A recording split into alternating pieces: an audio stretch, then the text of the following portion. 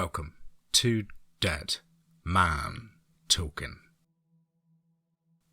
Tonight's story is from the incredible mind of Santos Aventura, from over on Reddit, No Sleep. And as ever, please do let us know what you thought down below in the comments box. Please do like and share. Why, it really does help build the channel and our community further. And why not hashtag TeamFEAR and DMT's Cryptid crew. And so, with that aside, let's get into tonight's story. Entitled The Curse of the Three Kings. Let's get straight into that.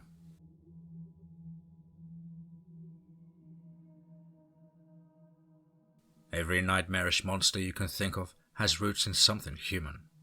In my culture's folklore, our ghouls and legendary beasts come from the real horrors that Spanish conquistadors brought when they enslaved our indigenous people in the 1500s. Education everywhere often skips the barbaric accounts of colonial abuse, particularly that of the encomienda system.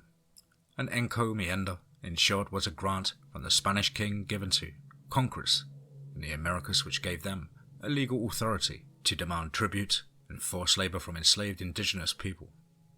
You can probably imagine then how this system drove thousands of indigenous people to early, agonizing deaths. And for that reason, the inhabitants of my city deem our local rainforests, La Mina, a cursed site. Now, as the legend goes, three particularly avaricious and sadistic slave masters forced the natives to build a cathedral deep in the rainforest, where they would mercilessly punish those who did not meet their demand tribute. Hernan, alias Bone Crusher, would use a mace to smash the limbs of anyone who did not bring him enough gold to fill his armor suit. Fernando, alias Widow Maker, would burn alive any man or his family who did not bring him 2 full bags of silver. Antonio, alias Grave Master, would impale then bury alive those who brought him any other metal or mineral other than copper. Known collectively as the Three Kings, they met their morbid but deserved deaths when the natives revolted and forcefully poured the molten versions of their desired metal down their throats. Before their death, the Three Kings gave their souls to the devil in exchange for the devil also trapping the souls and treasures of the deceased natives in the rainforest with them. The treasures of this cathedral have therefore also become a legend. However, it is also stated anyone who went as La Mina to hunt it descend into madness due to the wailing of the tortured souls trapped in the trees. Some others have reported ghosts with broken limbs trudging around looking for gold and ripping apart any living person who passes by. No one, not even corrupt government officials, nor illegal miners, nor tourists, had gone into that rainforest and made it out unscathed. So, you can imagine my heart's dread when my younger brother, Pedro, went missing in La Mina. Rumors of treasures hidden deep in a haunted cathedral would entice any poor, desperate man to test his fortunes. These were only legends, after all. Hell, no one was even sure if the cathedral existed. Inequity and poverty are ultimately legacies of colonialism, and if I had to confront the demons of the past to save Pedro, my only living relative, so be it. And with a hidden rosary, food/water, and a book of indigenous prayers, I embarked into the forest in search of my brother.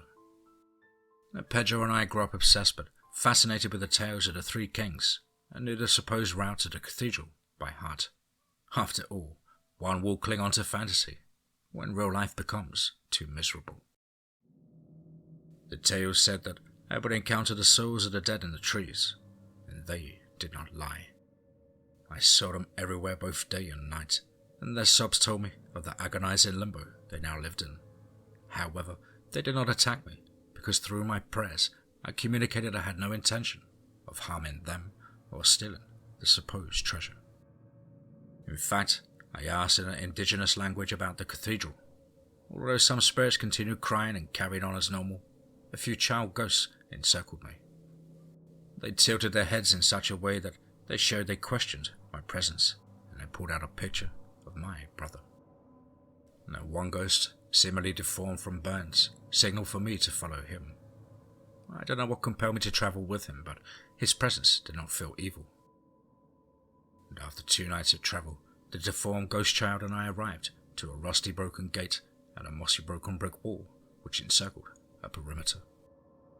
And next to the broken gate lay a hammer and a silver coin, both which I recognized belonged to Pedro. As I picked up the hammer to further examine it, the ghost child began to screech, as if in terror. As I looked at him, floating in the air and cowering in fear, one of his tiny hands did a motion like that of a hammer smashing onto the other hand. Then he pointed in a direction inside of the gate. Although I had nothing to thank him with or to calm him down, I tried giving him the silver coin. His tiny shaking hands took the silver coin and he looked at it before quietly sobbing and withering away. I decided to enter the gate, which led me to a stone path into the darkness of the forest. As I walked, I heard a distinctive crunching sound, like that of a bone cracking. It had to have been my mind playing tricks on me, right? No. I looked over my shoe, and surely enough the remains of a broken ribcage lied in front of me. "Who goes there?" Pedro. That soft but proud voice could have been nothing else. "Pedro, it's Camilo, your brother. Where are you?" "Over here, in front of the cathedral." I followed his voice, crossed some trees, and I could not believe my eyes. The Spanish colonial architecture, it was unmistakable. We had found the famed cathedral of the 3 Kings. The Gothic building, overtaken by the floral life of the jungle, could not be seen entirely due to an ominous fog in front of the entrance. "No more nights without a bite to eat, Camilo. We can buy our own house like we always dreamed about. No more stealing, no more. Just look at this bag." And I could not believe my eyes. My brother, unkempt and muddy, had with him a duffel bag of raw gold and silver coins. "Camilo, I think there's more treasure inside and we could fit more into the bag. I know entering the fog of a 500-year-old cathedral sounds crazy, but..." And I had to interrupt him. I did not traverse this journey just to fall into the trap of my own greed. We're getting too greedy. This is enough for us to live on comfortably and get back on our feet. "We're already here. We may as well. Plus, I want to see what the inside of the cathedral looks like. You never know what other artifacts we could find." Just because one can do something does not mean they should. I wish we had just left, but one could never change my stubborn brother. Not even the deep voice from the fog. "You think you can steal from us and just walk away? Yeah, says fucking who?" From the entrance of the fog in the cathedral, 3 humanoid silhouettes emerged in front of us. The leftmost one carried a shield and a torch, whose light revealed its silver breastplate and gorget. The rightmost one wore a helmet which covered its head and carried a large spear. The centermost one carried a large mace on both of its brutish hands. And the 3 figures notably smelt of wax, and from their stomachs leaked some sort of fluid which stained the rocks that they now walked on. Every step they took forward unleashed wails of agony from the trees around us, like those of people dying. Deformed ghosts all around us appeared, and many dropped to their knees as if begging for mercy from these figures. "You awaken our souls and bring us to the mortal realm, away from our rule in hell. You are neither the first to find us here, nor the last to die for it. Seize them, dogs." The tortured souls, just like hungry hyenas, surrounded Pedro and I. Their forceful spirits knocked us down and began to slowly drag us towards the cathedral and the kings. The centermost king slammed his mace onto the ground as if to demonstrate its power, and I could feel the weapon's thud. I was real and ready to smash us to pieces. From my pocket, I took out the rosary I had packed with me and the deformed ghost which held me began screeching as if in fear. They let me go, but that attracted many others to our location. However, these ghosts became noticeably angrier at the sight of the rosary. One could just feel the wrath of their souls screaming around me. The earth around us shook, and they were ready for vengeance. If these ghosts wanted to rip someone to shreds, it would not be me. In my swiftness, I hurled the rosary at the kings. The king with the torch picked up the rosary and let out a baleful laugh.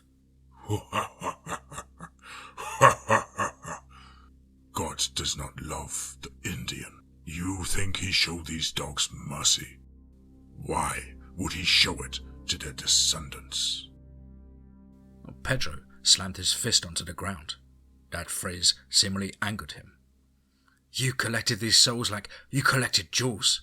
You stripped them of their humanity and made them buy the air they once breathed with their blood.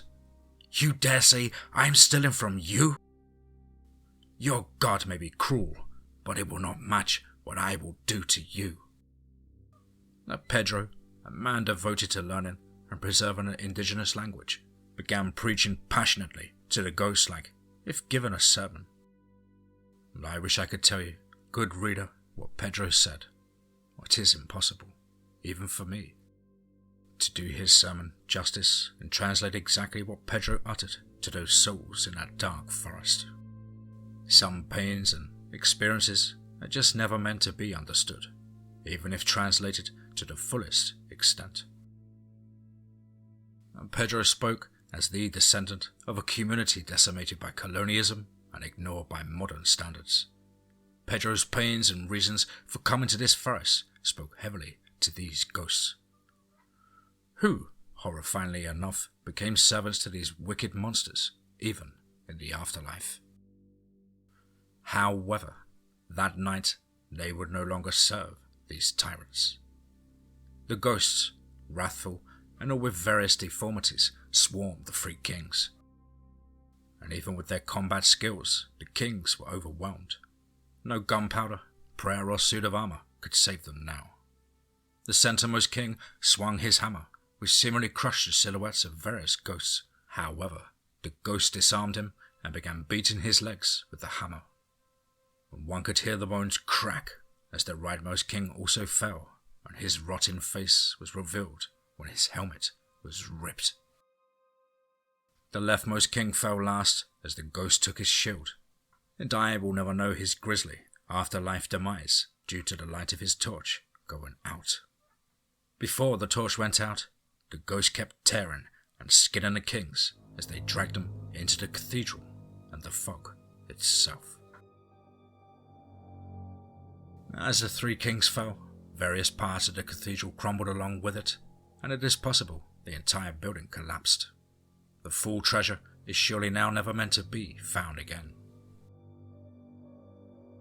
I may not be able to tell you the overall fate of the three kings, nor the cathedral, but I can tell you, however, that even when the ghosts allowed me to leave the forest, the pain was not magically relieved with the fall of these tyrants. In fact, a local news station say weather around Lamina has become noticeably more violent. I recently made Pedro's tombstone as well, and I'll be leaving flowers for it tomorrow morning. What, did you think that a ghost would not rip him limb from limb after seeing the bag of gold he tried taking? Not even his sermon could save him. His greed doomed him like it doomed the kings. The curse of the three kings, the legacy of colonialism, cannot be forgotten so easily with simple prayers or with the crumbling of monuments. Dismantling the colonial matrix of power goes beyond even the afterlife.